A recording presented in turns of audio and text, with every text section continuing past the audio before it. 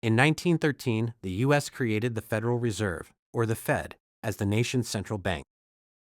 A secret gathering of a group of men at a secluded island off the coast of Georgia in 1910 laid the foundations for the Federal Reserve System. Before the Fed, periodic financial crises, stock market crashes, and bank runs were common, so policymakers wanted an institution that could help stabilize the economy. A particularly severe panic in 1907 resulted in bank runs that wreaked havoc on the fragile banking system. This ultimately led Congress in 1913 to write the Federal Reserve Act, creating the Federal Reserve. The Federal Reserve System was initially created to address these banking panics. It is now charged with several broader responsibilities, including fostering a sound banking system and a healthy economy.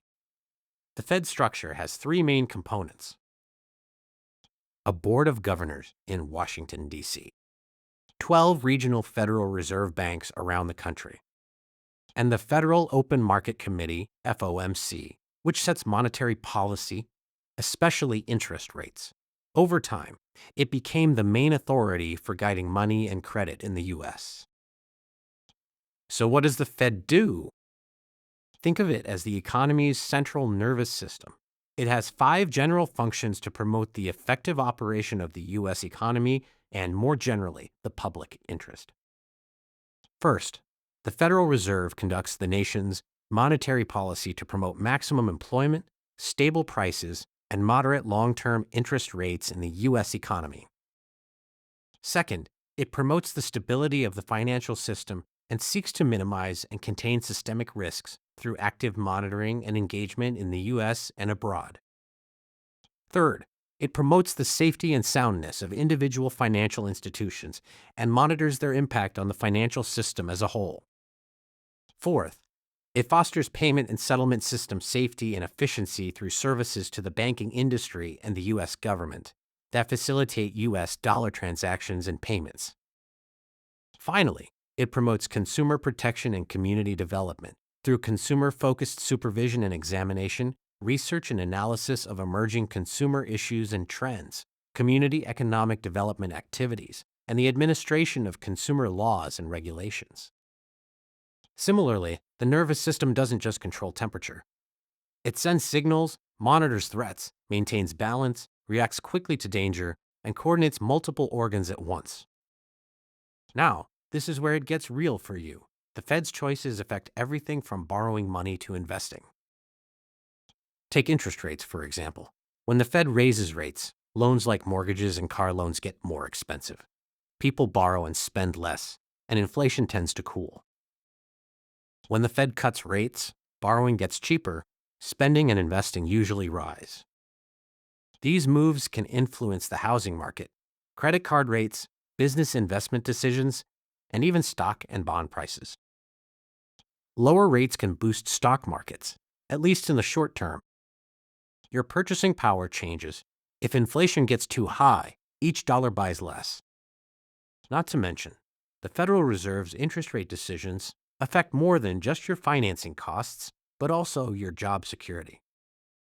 The Fed has 7 governors, including Jerome Powell, Chair, Philip Jefferson, Vice Chair, Michelle Bowman, Vice Chair for Supervision, Michael Barr, Lisa Cook, Christopher Waller, and Stephen Mirren, each voting on policy, along with regional Fed presidents through the FOMC.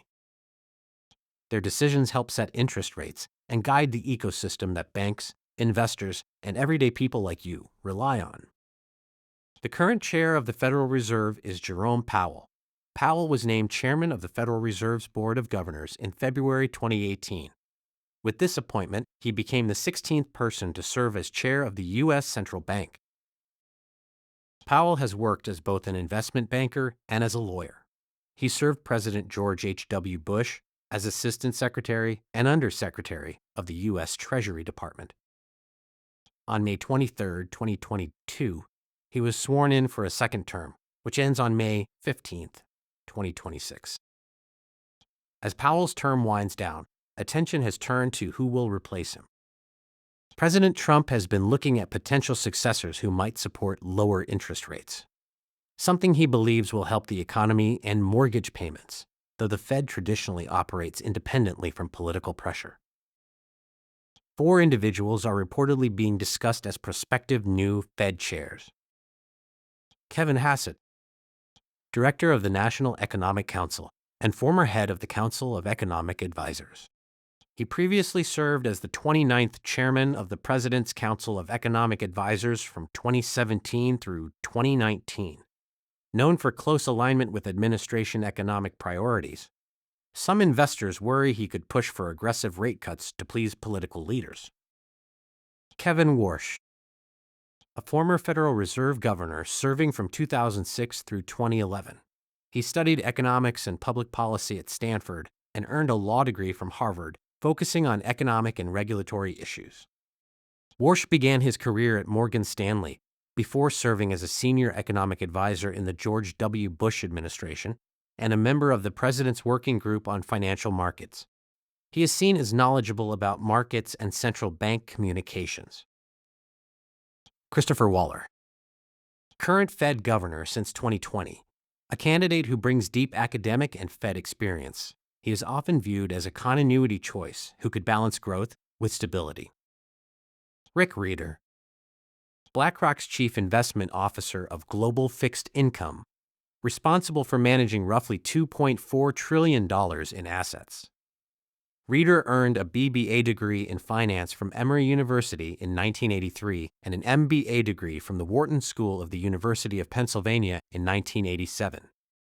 From 1987 to 2008, he was with Lehman Brothers, where he was head of the firm's global principal strategies team.